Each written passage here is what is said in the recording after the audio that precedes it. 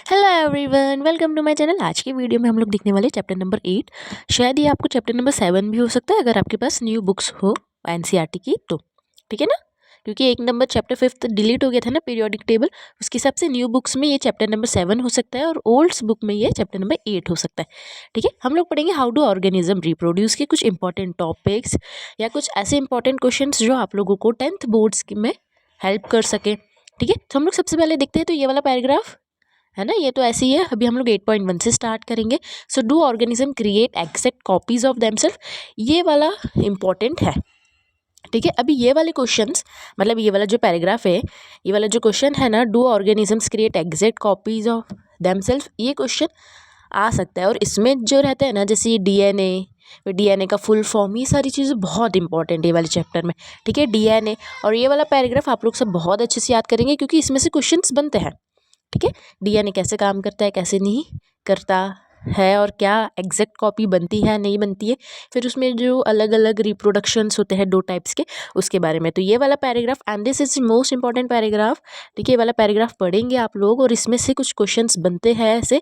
अगर आपको ये वाला क्वेश्चन आता है कि do organism create exact copies of themselves, तो आप ये वाला पैराग्राफ मेंशन कर सकते हैं। तो सबसे पहले इंपॉर्टेंट तो ये वाली चीज़ आप लोग नोट करेंगे अच्छे से। ठीक है, अभी हम इसको रब करते हैं और अभी 8.11 देखते हैं। तो ये वाला जो है इंपॉर्टेंस ऑफ वेरिएशंस, हाँ it's not very important, but आप लोगों को ये चीज़ आना चाहिए। ठीक है, it's not very important. In text question as usual are the most important. And ये जो क्वेश्चन नंबर 1 है ना, ये बोर्ड्स में आता है, what is the importance of DNA कॉपिंग in reproduction, और इसका आप लोग यहाँ से आंसर लिख सकते हो। ठीक है, ये वाला जो फर्स्ट है। एंड वेरिएशन बेनिफिशियल्स, तो ये वेरिएशंस वाला भी आप लोग करेंगे क्योंकि ये वाले दोनों क्वेश्चंस जो है हमेशा बोर्ड्स में आते ही हैं। ठीक है, अब modes of reproduction use by single organism. देखो, ऑर्गेनिजम्स में जो रिप्रोडक्शन होता है वो एसेक्सुअल होता है। ठीक है, आप लोगों को ये मालूम ही होगा। तो अभी हम लोग देखते हैं फिजन। तो इसमें आप लोगों को सबसे पहले अमीबा वाला है। ठीक है, तो अमीबा वाला आता भी है नहीं भी आता है, लेकिन ये ईजी होता है तो आप लोग इसको कर सकते हो। ठीक है, फिर एक फ्रेगमेंटेशन होता है, और देखो इसमें जैसे ये छोटे छोटे जो है ना, प्लाज्मोडियम डिवाइड्स, ये वाला। ठीक है, मल्टीपल फ्यूजन इन प्लाज्मोडियम, इसको आप लोग इंपॉर्टेंट मार्क करेंगे क्योंकि एग्जाम में आ सकता है। और इसमें एमसीक्यू भी ऐसा बन सकता है कि जैसे का एमसीक्यू आ गया कि इनमें ये जैसे 4 ऑप्शंस दिए, इनमें से किस में मल्टीपल फिजन होता है। एक अमीबा दे दिया, एक प्लाज्मोडियम दे दिया, 2 और कोई से ऑर्गेनिजम्स दे दी, तो आप लोगों को मालूम होना चाहिए कि मल्टीपल फिजन प्लाज्मोडियम में होता है। ऐसे 1 मार्क्स के क्वेश्चंस में ऐसे जो है पॉइंट्स आते हैं। अभी जैसे हम लोग अमीबा में देखते हैं ना, तो इसमें कौन सा है, बाइनरी है। ठीक है, तो अभी बाइनरी वाला भी आ सकता है कि अमीबा में कौन सा होता है, बट अमीबा वाला इट्स नॉट वेरी इंपॉर्टेंट। हाँ, लेकिन आप क्योंकि ये इजी होता है ना, अभी इजी तो एग्जाम्स में आता ही नहीं है। ठीक है, अभी फ्रेगमेंटेशन होता है ना, तो फ्रेगमेंटेशंस के इसको इंपॉर्टेंट टॉपिक मार्क करेंगे क्योंकि ये एग्जाम में एज 2 नंबर्स के लिए आ सकता है फ्रेगमेंटेशन। ठीक है, इसका 2 नंबर का वेटेज तो रहता ही है। इसमें स्पायरोगायरा और बहुत सारे ऐसे एग्जाम्पल्स है, और आप लोग ने इसमें 2-3 एग्जाम्पल्स और यहाँ पे ऐसा मार्क करेंगे एग्जाम्पल्स, और 2-3 और एग्जाम्पल्स इसके फ्रेगमेंटेशन के लिख लेना। क्योंकि क्या होता है कभी कभी कि वो लोग क्या करते हैं ना, ऐसे बोल देते हैं कि ये जैसे 4 ऑप्शन दिए और इसमें से कौन सा ऑर्गेनिज्म जो फ्रेगमेंटेशन करता है, फ्रेगमेंटेशन से रिप्रोडक्शन करता है, तो ऐसे जरूरी नहीं स्पायरोगायरा ही आएगा, दूसरे ऑर्गेनिज्म से आएगा, और अगर आप लोगों को नहीं पता होगा, ठीक है, तो ऐसे 2-3 याद करना है। और कभी कभी क्या होता है, जैसे इसकी डेफिनेशन आ गई कि राइट व्हाट इज फ्रेगमेंटेशन या फिर एक्सप्लेन, तो इसकी डेफिनेशन लिखोगे तो एग्जाम्पल्स भी अगर आप लोग 2-3 एग्जाम्पल लिखोगे ना, तो वो उनको भी बहुत अच्छा लगेगा कि हाँ, जो कॉपी चेक करते हैं ना, उनको भी अच्छा लगेगा कि हाँ, मतलब इनने सही लिखा है ऐसा। ठीक है, रीजनरेशन में भी सेम है, आप लोग इसके एग्जाम्पल्स देख लेना, इसकी डेफिनेशंस अच्छे से याद कर लेना। और ये वाले जो पिक्चर्स होते हैं ना, रीजनरेशन इन प्लेनेरिया, ये इंपॉर्टेंट है। ठीक है, क्योंकि एक्चुअली क्या है ना बेटा, कि ये जो छोटी छोटी चीज़ें हैं ना, ड्राइंग्स मैंने बोल ही दिया था पहले ही कि आप लोगों को ड्राइंग्स हमेशा बनानी है। अगर अमीबा का आएगा तो आप अमीबा की भी ड्राइंग बनाएंगे, इसका आएगा तो इसकी भी ड्राइंग बनाएंगे। ठीक है, so drawings are very important, so learn their definitions, diagrams and examples. Please try to learn 3 to more examples। और आप लोग डायग्राम के इससे भी आप समझा सकते हो। जैसे अगर 5 नंबर का क्वेश्चन आया आप लोगों को कि व्हाट इज, इसका ही आ गया जैसे रीजनरेशन वाला आ गया, तो आप लोग उसका डेफिनेशन लिखेंगे, फिर ये डायग्राम बनाएंगे, फिर उसके बाद उसका एक्सप्लेनेशन करेंगे, और आप लोग बताएंगे कि रीजनरेशन से और भी जो एलिमेंट्स है या ऑर्गेनिजम्स है वो भी इनसे क्या होते हैं, रिप्रोड्यूस करते हैं। ऐसा आप लोग इसमें बता सकते हो। ठीक है, तो ऐसे ही आप लोगों को बोर्ड्स में अटेंड करना है, स्पेशली बायो, ठीक है। केमिस्ट्री में मैं नहीं बोल रही हूँ कि आपको एक्स्ट्रा लिखना है, लेकिन आप बायो में प्लीज़ ट्राई। देखो वर्ड लिमिट्स जैसे होती है ना, जैसे 50 से 100 वर्ड्स का होता है, तो आप लोग मतलब 50 से 100 वर्ड्स में कम से कम 6 से 7 लाइन तो आप लोग कोशिश करें कि लिखे, है ना। कोशिश करें कि 6 से 7 लाइन तो आप लोग एटलीस्ट लिखे, है ना। और बायो में आप लोग लिख सकते हो, डायग्राम्स भी बना सकते हो, जहाँ जहाँ पॉसिबल है वहाँ वहाँ सब जगह डायग्राम बनाओ। ये बर्डिंग है ना, इसमें जो हाइड्रा है, हाइड्रा भी आप लोगों ने क्लास 8 में भी पढ़ा है, ठीक है। तो अभी आप लोगों ने क्लास 8 में पढ़ा है, तो इतना तो आपको मालूम ही होगा कि हाइड्रा का ड्राइंग, और फिर उसका बर्ड्स जैसे निकलता है, फिर एक और हाइड्रा बन जाता है, ठीक है। ये सारी चीज़ें आप लोगों को करनी है, और इनका मेंशन भी करेंगे। ऐसे बर्ड निकल रहा है तो इसको बता रहे कि ये बर्ड है, ये ऐसे जो निकलते हैं उसको टेंटिकल्स बोलते हैं। ऐसे सब आप एग्जाम में लेबल भी करके आएंगे अच्छे से। और अगर इसका आता है बर्डिंग का, तो आप इसमें पोटैटो का भी शो कर सकते हो, ठीक है। उसका तो ईजी होता है, आपको 8 क्लास में था ही, ठीक है। सो ये वाले जो टॉपिक्स मैंने बताया ना अभी आप लोगों को, ये ऐसे टॉपिक्स बहुत मतलब बहुत इंपॉर्टेंट भी नहीं, लेकिन हाँ आप लोगों को ये आना चाहिए, क्योंकि एग्जाम्स में एमसीक्यूज में ये टॉपिक्स आ भी सकता है, ठीक है। जैसे वेजिटेटिव प्रोपोगेशन है, इसमें आप लोगों को पोटैटो का होगा, तो आप देख लेना इसमें जिसके भी है, तो इसको एक बार पढ़ लेना। जैसे ये वाले जो ऊपर के टॉपिक्स है ना, it's not very very important, but आप लोगों को इसकी डेफिनेशंस और एग्जाम्पल और डायग्राम तो आप लोग कर सकते हो। और वो जो मैंने इन टेक्स्ट क्वेश्चन जो ऊपर के बताए थे वो तो इंपॉर्टेंट है ही, ठीक है। अब ये ब्रायोफाइलम की जो लीफ है, leaf of Bryophyllum with birds, अगर इसका आता है तो आप इसका भी मेंशन कर सकते हो, इसका भी डायग्राम बना सकते हो। स्पोर फॉर्मेशन, देखो ये टिश्यू कल्चर है ना, इसको आप इंपॉर्टेंट मार्क करेंगे, ठीक है। सबसे पहले तो इसको इंपॉर्टेंट मार्क करेंगे, ठीक है। ये टिश्यू कल्चर को आप लोग सबसे पहले इंपॉर्टेंट मार्क करेंगे, क्योंकि in this tissue culture new plants are grown by using tissues और separating cells from the growing tip of a plant. और इसको अच्छे से पढ़ेंगे। और इसके बारे में अगर आप लोगों को नहीं आता है ना, तो आप प्लीज़ सर्च भी कर सकते हो इसके बारे में। अभी मैं एक्सप्लेन तो नहीं कर सकती इनको पूरा को, लेकिन हाँ ये टिश्यू कल्चर वाला इंपॉर्टेंट है, इसको मार्क करेंगे इंपॉर्टेंट, ठीक है। इट्स वेरी इंपॉर्टेंट, मार्क कर लेना, क्योंकि इसका 1 नंबर में या 2 नंबर में या 3 नंबर में आ तो सकता है, ठीक है। हम लोग चांस नहीं ले सकते। Spore formation is again very important, ठीक है। It's very important, more than at vegetative regeneration budding से ज़्यादा इंपॉर्टेंट स्पॉर फॉर्मेशन है, ठीक है। तो इसको याद करेंगे, इसका एग्जाम्पल भी याद करेंगे। और ये वाला ड्राइंग है ना जो ये है, इसको वेरी इंपॉर्टेंट मार्क करेंगे। ये वाला ड्राइंग अगर आप लोग स्पोर फॉर्मेशन एक्सप्लेन करते हो तो ये वाला ड्राइंग बनाएंगे, और इसमें स्पोर्स को भी आप लोग लेबल करेंगे अच्छे से, ठीक है। अब हम लोग नेक्स्ट देखते हैं। तो अभी ये सारा ए सेक्शुअल रिप्रोडक्शन था और ये सेक्शुअल है, तो आप लोगों को ए सेक्शुअल और सेक्शुअल रिप्रोडक्शन में डिफरेंसेस भी पढ़ने पड़ेंगे, ठीक है। दोनों के कम से कम 5 डिफरेंस आप लोग पढ़ेंगे विथ एग्जाम्पल्स, ठीक है। दोनों के आप लोगों को 5 डिफरेंसेस लिखने हैं, क्योंकि एग्जाम में ये आ भी सकता है, ठीक है। तो अब हम लोग जैसे ये करते हैं, तो इसमें डीएनए वाला कॉपी वाला जो सिस्टम है, सो ये वाला पैराग्राफ को आप लोग इंपॉर्टेंट मार्क करेंगे, क्योंकि ये वाले पैराग्राफ में से और इधर तक, ठीक है, इसमें से वो इंपॉर्टेंट मार्क करेंगे, क्योंकि इसमें से जो है क्वेश्चंस बन सकते हैं। Why the sexual mode of reproduction, है ना, how it's important, how it's done, everything, what is DNA and क्या है, कितने क्रोमोसोम्स है, व्हाट इज जायगोट, ये सब पूरी चीज़ें जो है आपको 5 नंबर के लिए आ सकती है, या फिर 3 नंबर के लिए भी आ सकती है, ठीक है। क्योंकि ये वाला जो चैप्टर है इसका वेटेज बहुत ज़्यादा है, ठीक है। कंट्रोल एंड कोऑर्डिनेशन का थोड़ा सा कम है, लाइफ प्रोसेसेस का भी ठीक है, और इसका वाला जो चैप्टर है इसका ज़्यादा है, ठीक है। तो जायगोट याद करेंगे, जायगोट का एक इमेज अगर इसमें बुक में नहीं होगा तो आप लोग खुद एक ड्राइंग बनाएंगे उसका, ठीक है। क्रोमोसोम्स की जहाँ भी आप लोग डीएनए को एक्सप्लेन करोगे ना, वहाँ पे आप ट्राई करो कि क्रोमोसोम्स को भी जो है एक्सप्लेन करो और उसका भी जो ड्राइंग बनाओ, है ना। और एक ही आपको है ये हिबिस्कस वाला जो फ्लावर है, और इसकी सारी चीज़ें बहुत इंपॉर्टेंट है, ठीक है। जैसे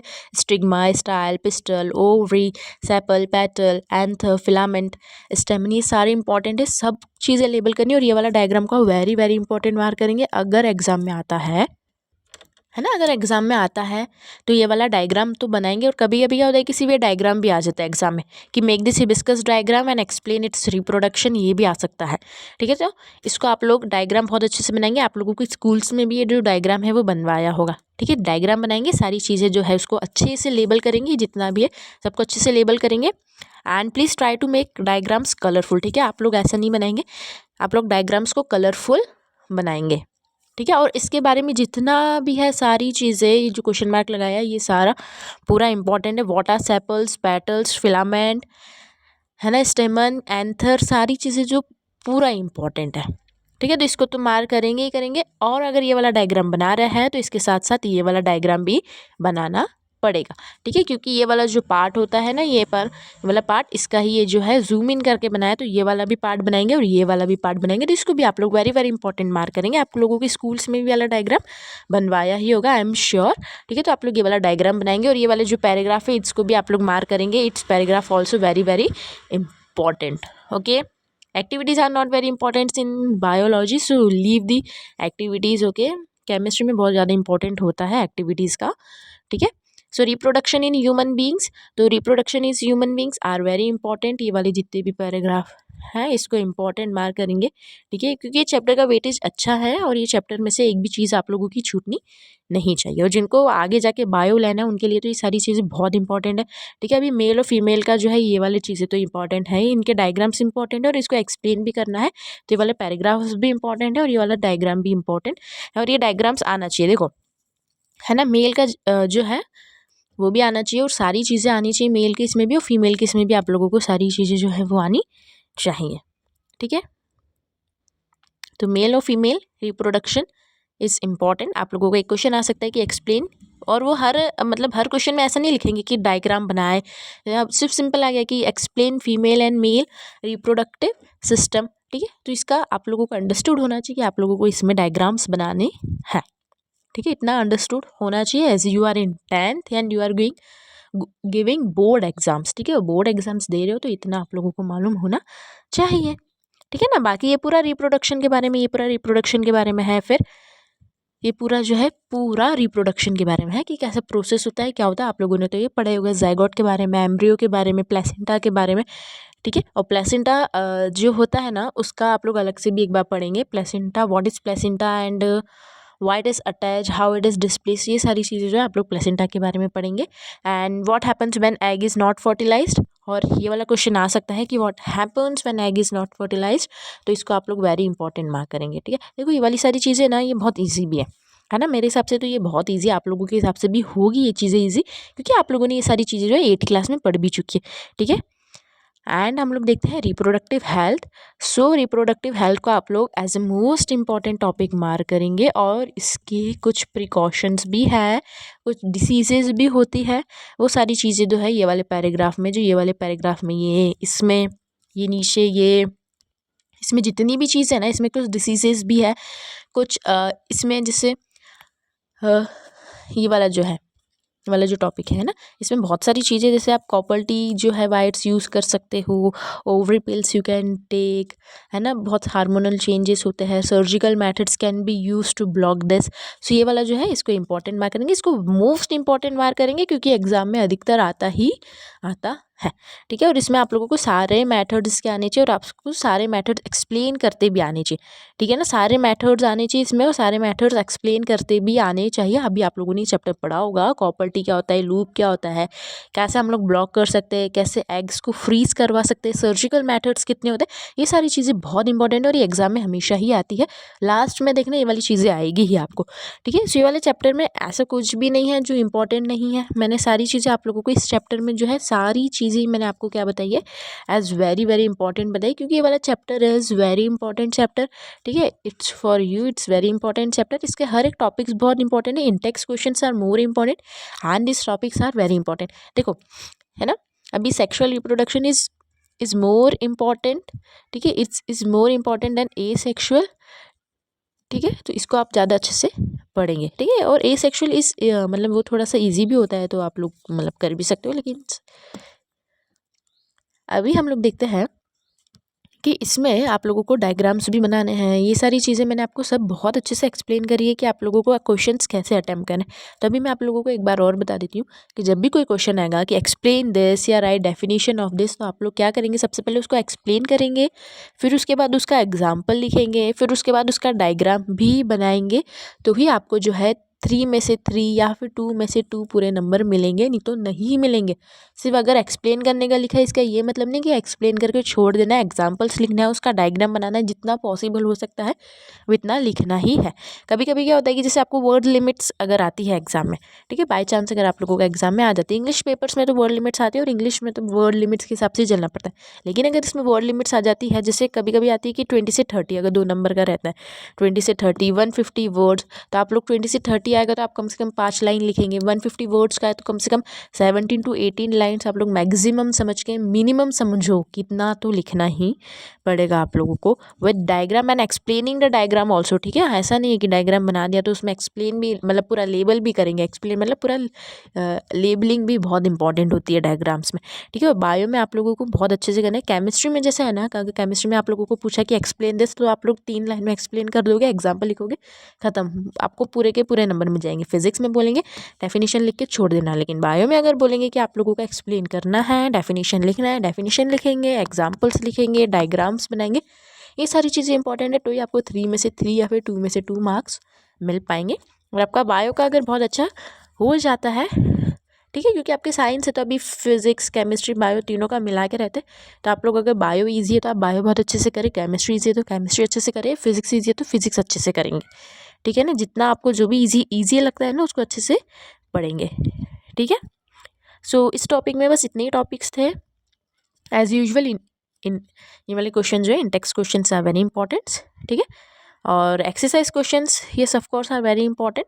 और अगर आप लोगों को ये अभी तो मतलब आपको इसमें तो बहुत कम एमसीक्यूज दिए, जैसे 3-4 ही दिए हैं, सो आप लोग एमसीक्यूज के लिए सैम्पल पेपर्स रिफ़र कर सकते हो, या फिर कोई सी रेफरेंस बुक वो भी आप लोग उसके लिए रेफ़र कर सकते हो। तो इस वीडियो के लिए इतना ही, बाय।